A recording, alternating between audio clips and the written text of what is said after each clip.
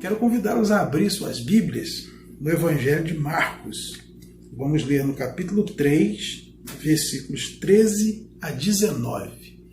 Evangelho de Marcos, capítulo 3, versículos de 13 a 19, diz assim: Depois subiu ao monte e chamou os que ele mesmo quis, e vieram para junto dele.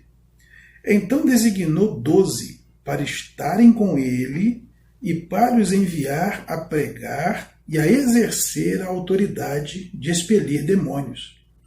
Eis os 12 que designou: Simão, a quem acrescentou o nome de Pedro, Tiago, filho de Zebedeu, e João, seu irmão, aos que deu o nome de Boanerges, que quer dizer filhos do trovão, André, Filipe, Bartolomeu, Mateus, Tomé, Tiago, filho de Alfeu, Tadeu, Simão, o Zelote, e Judas Iscariotes, que foi quem o traiu.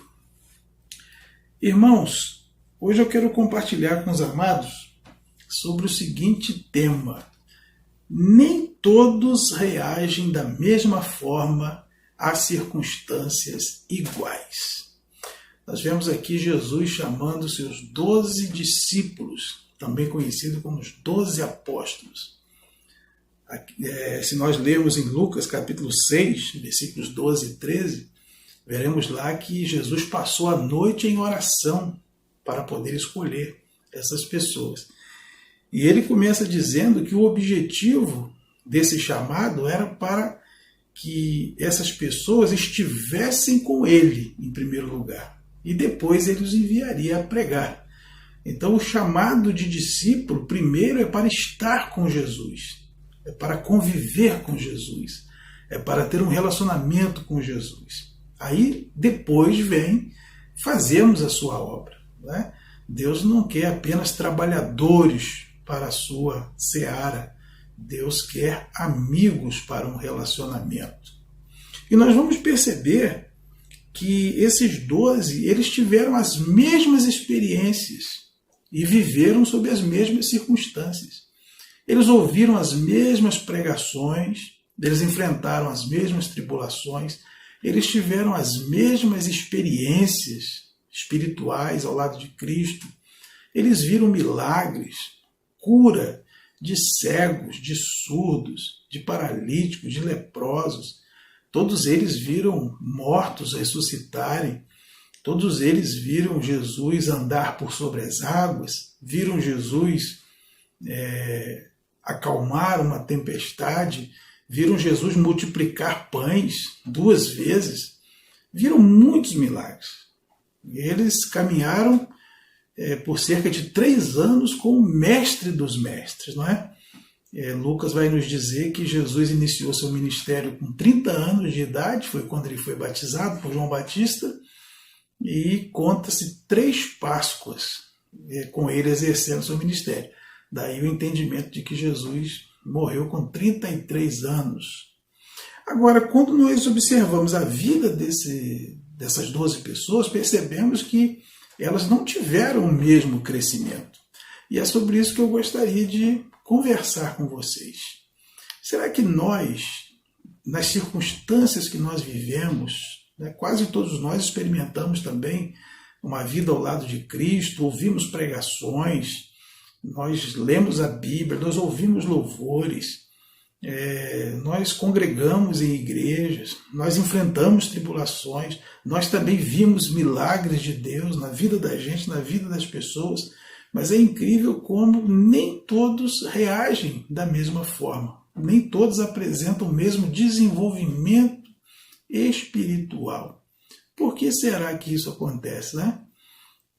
Alguém já diz que a mesma água quente que endurece o ovo amolece a cenoura.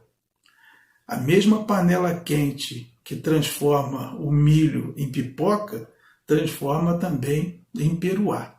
Porque nem tudo reage da mesma forma às mesmas circunstâncias. Eu costumo classificar a vida desses discípulos de Jesus em 4 grupos, né? Primeiro, nós temos o grupo daqueles que tiveram pouca participação no ministério de Jesus. Nós estamos aqui nos atendo ao relato bíblico. É claro que a tradição nos traz mais informações, alguns escritos paralelos, mas nós vamos dizer aquilo que está revelado nos evangelhos. Nós temos 3 pessoas, né, 3 discípulos, que não tiveram praticamente nenhuma participação nem envolvimento direto no ministério de Jesus. É claro que muita coisa foi feita pelos discípulos em conjunto. Várias vezes a gente lê que Jesus e seus discípulos fizeram isso, foram àquele lugar e tal. Então é óbvio que todos eles estavam nesse grupo.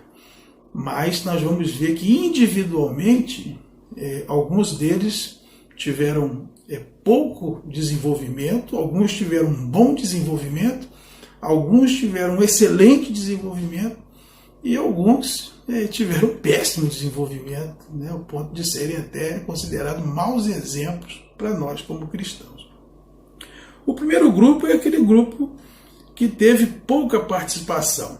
São 3, né, dos apóstolos. Tiago, filho de Alfeu, o Judas Tadeu e o Simão Zelote. E esses 3, eles só aparecem mesmo na lista de apóstolos no momento em que foram chamados. Não há mais qualquer menção a eles nos evangelhos que tenham feito ou falado alguma coisa. Então eles são chamados dos apóstolos anônimos, né? Não temos notícias do que aconteceu com eles durante, né, e até depois, só mesmo por meio da tradição e dos escritos paralelos. Eles andaram com Jesus, viram as mesmas coisas, ouviram as mesmas coisas, mas tiveram pouca participação, né, eu diria, pouca relevância bíblica no ministério de Jesus. O segundo grupo é aquele grupo que teve uma boa participação. É Mateus, André, Filipe e Bartolomeu. Bartolomeu, a gente entendendo que ele é o mesmo Natanael. A tradição, os estudiosos consideram que Bartolomeu e Natanael são a mesma pessoa. Os evangelhos sinóticos, Mateus, Marcos e Lucas, o chamam de Bartolomeu. Mas João trata como Natanael. Esses 4 tiveram boa participação. Mateus, por exemplo, escreveu um dos evangelhos, que na ordem que está colocado no Novo Testamento, é o primeiro evangelho, foi destinado aos judeus. E ele era um publicano, um cobrador de impostos.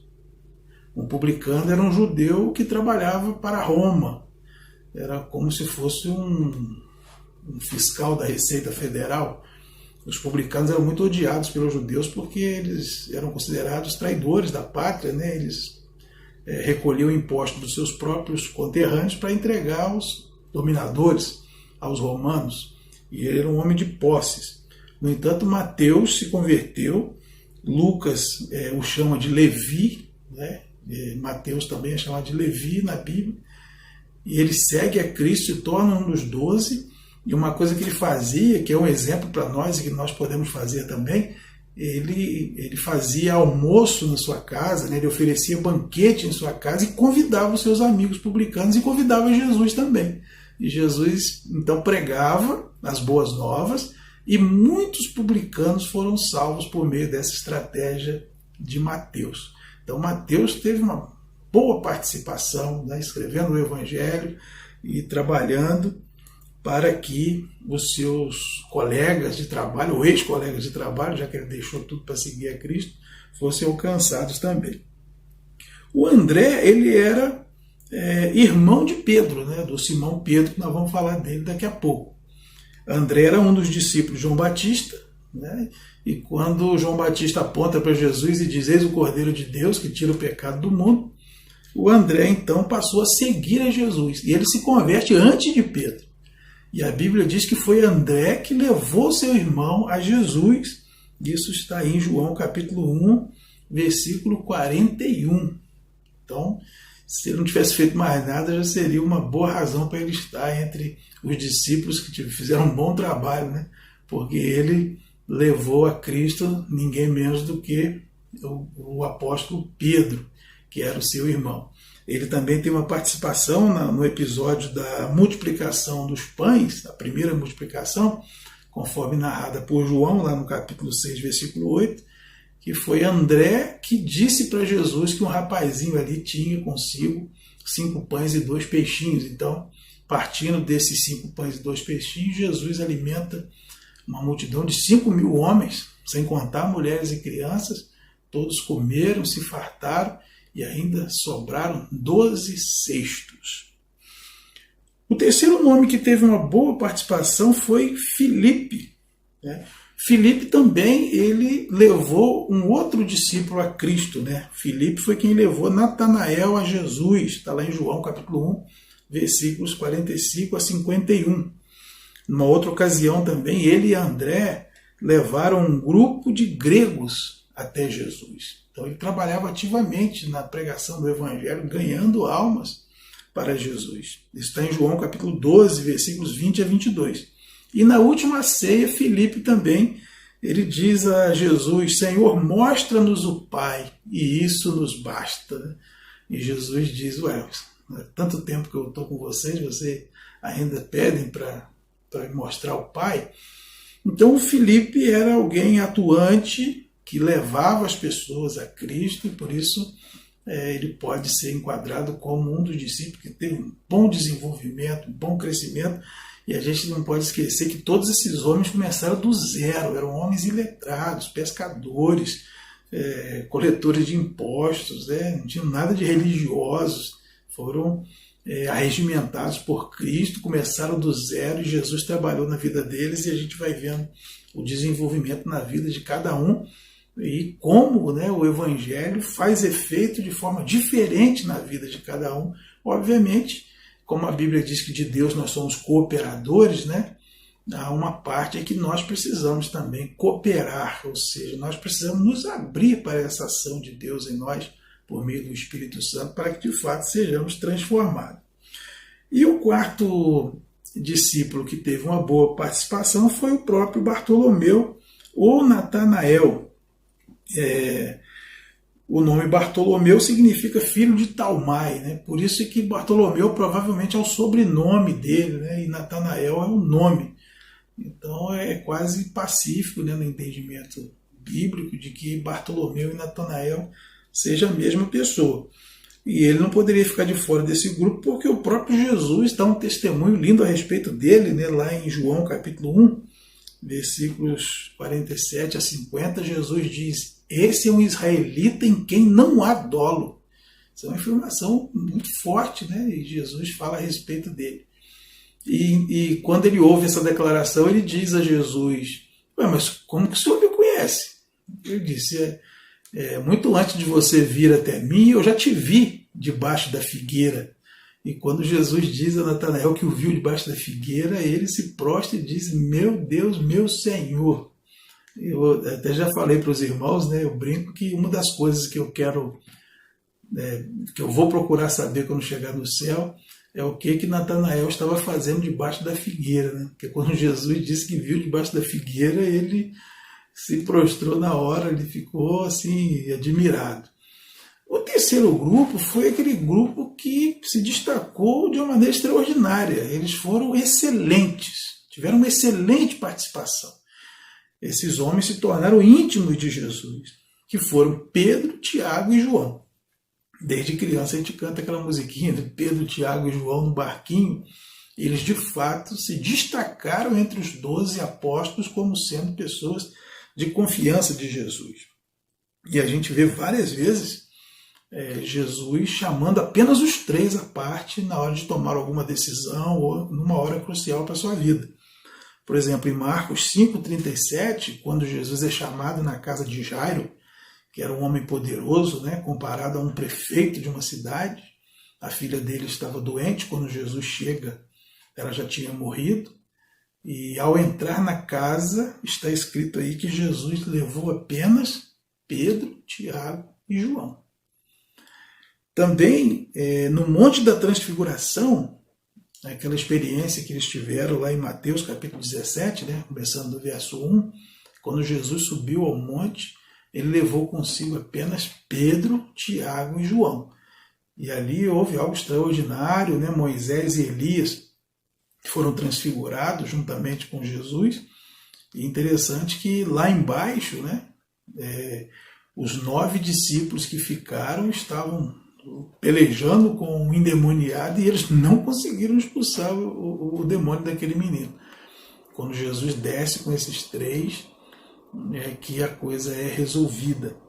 E, inclusive, né, na agonia de Jesus no Getsemane, que é narrado também em Marcos, capítulo 14, versículo 33, Jesus leva consigo Pedro, Tiago e João para orar com ele no momento da sua maior aflição, porque a hora da cruz estava chegando. Jesus, que é Deus Santo, nunca experimentou o pecado, ele sabia que naquele momento receberia sobre si o peso dos pecados de toda a humanidade, e essa expectativa, né, isso machucava, ele chorava, ele suava, e o seu suor era como gota de sangue.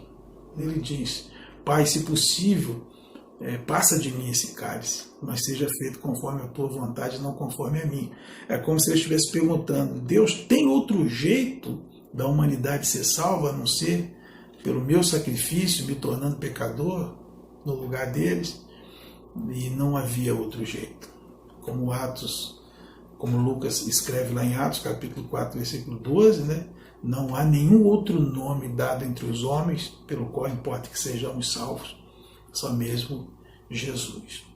Então Pedro, Tiago e João eram os companheiros de Jesus para todo lado, para as horas importantes, para as horas de dor, para as horas de oração, né? Eles se tornaram íntimos de Jesus.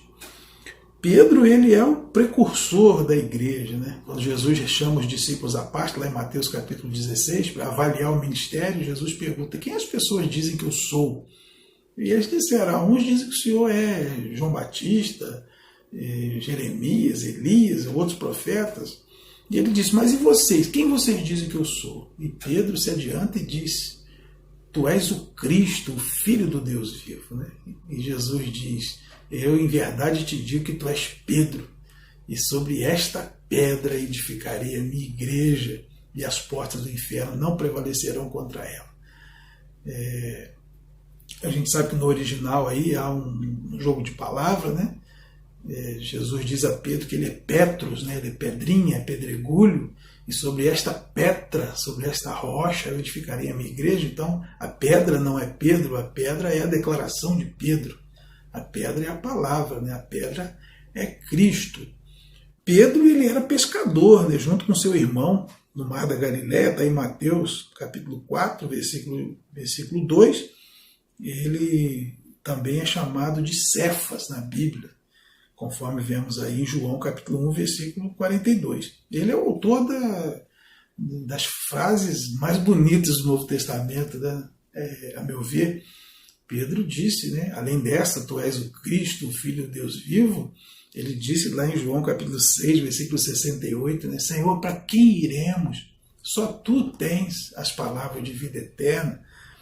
Ele disse lá em Mateus 14, 28, né, quando viu Jesus andando sobre as águas: Senhor, deixa-me ir ter contigo andando sobre as águas.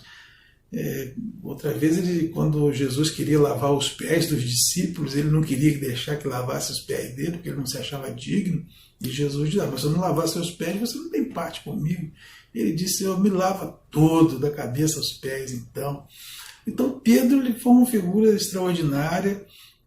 No final, né, ele fraquejou, mas quando lemos aí no Novo Testamento, quando Jesus foi preso e foi levado para ser morto, todos os discípulos o abandonaram, todos fugiram. Pedro ainda foi seguindo à distância, talvez na esperança de fazer alguma coisa. E ele negou, né, porque naquele momento ele confiou muito em si próprio, mas Jesus o restaurou e nós vemos um Pedro, um gigante no livro de Atos, né, dizendo o tempo todo: nós não podemos deixar de falar daquilo que vimos e ouvimos, antes importa obedecer a Deus que aos homens. Pedro escreve aí 2 cartas maravilhosas, né, que estão registradas no Novo Testamento, e de fato foi um discípulo que teve um crescimento tremendo, né? Um pescador iletrado veio se tornar um dos patriarcas da igreja, uma pessoa transformada completamente pelos ensinos de Jesus Cristo. João também, né? João, para os irmãos terem uma ideia, quando ele e o irmão dele, Tiago, foram chamados, Jesus os apelidou de filhos do trovão. E com certeza não é porque eram pessoas muito gentis, né? Isso a gente lê lá em Marcos capítulo 3, versículo 17. Teve uma ocasião, por exemplo, em Lucas capítulo 9, versículo 54, que eles queriam atravessar, né, uma aldeia de Samaria. Os samaritanos não queriam deixar eles passarem, porque os samaritanos não se davam com os judeus.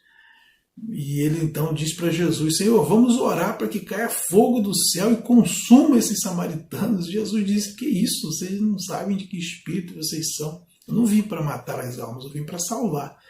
Então João era ser mais irado. Outra vez tinha algumas pessoas pregando em nome de Jesus, e João disse: vamos lá proibir, eles não são do nosso grupo. E Jesus: não, proíbe não, quem não é contra mim é por mim, deixa eles pregarem, depois eles vão dar conta.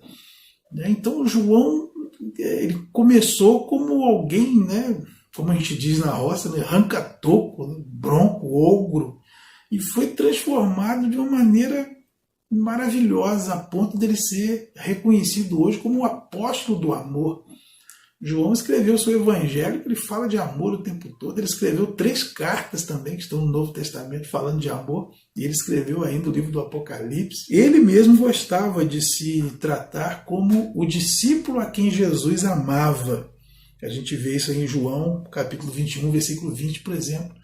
E ele, inclusive, diz que ele reclinava a cabeça no peito de Jesus no momento da última ceia.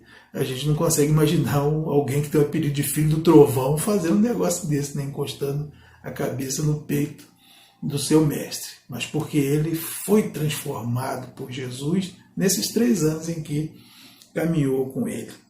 E eu acredito que ninguém falou mais sobre amor do que João na Bíblia, né? Ele diz numa das suas cartas: Deus é amor, filhinhos, amemo-nos. O amor procede do Pai, quem não ama está nas trevas. Se espremermos as cartas de João, né, o que vai escorrer é amor. Então, que bom a gente ver uma pessoa assim sendo transformada pelo poder de Deus. E o terceiro discípulo, né, que foi extraordinariamente transformado, foi Tiago. Da mesma forma, ele era irmão de João, também chamado filho do trovão, e ele, também filho de Zebedeu, ele estava consertando as redes quando ele foi chamado por Jesus. Está em Marcos capítulo 1, versículo 19, responderam ao chamado de Cristo, né?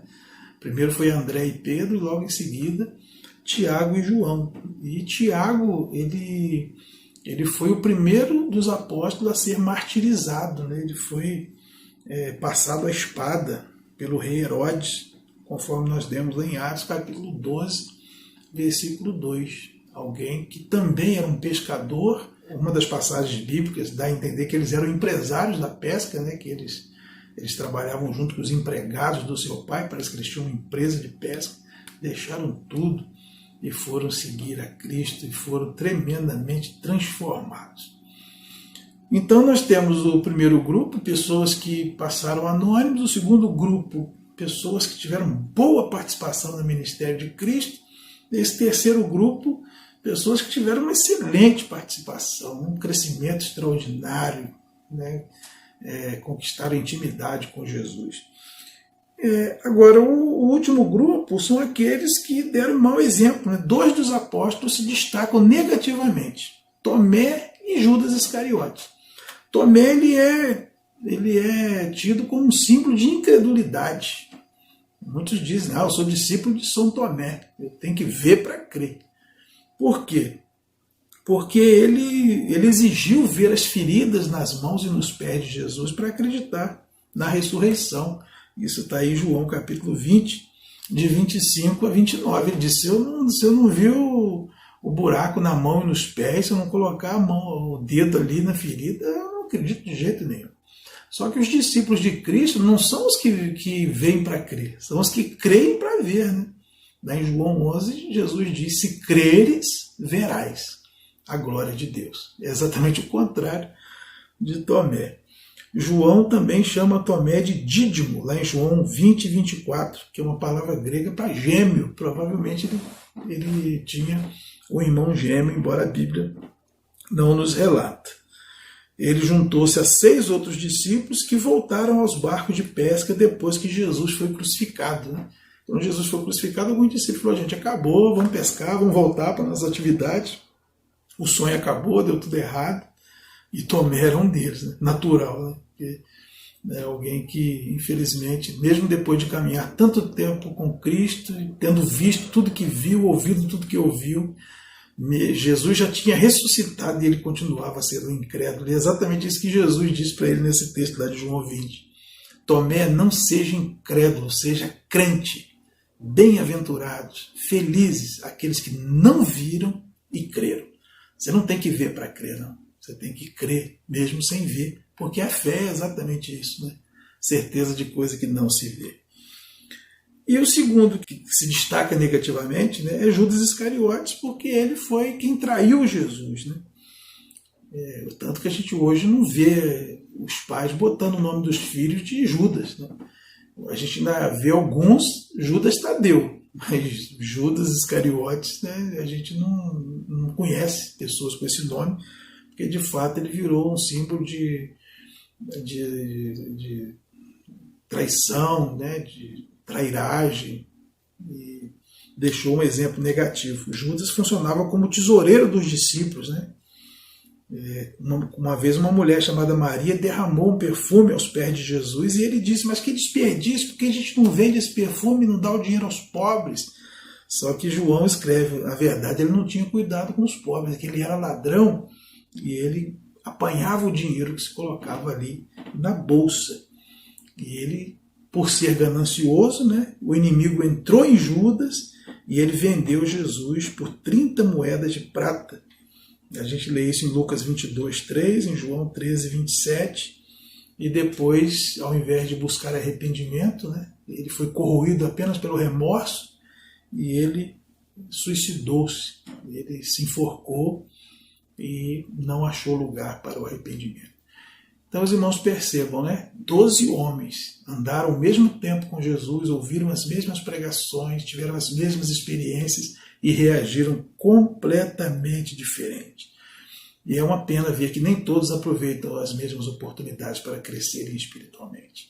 Porque nem todos reagem da mesma forma às circunstâncias iguais. Eu quero desafiar você a ser como Pedro, Tiago e João, serem discípulos excelentes e marcarem as suas vidas na história para fazer a diferença.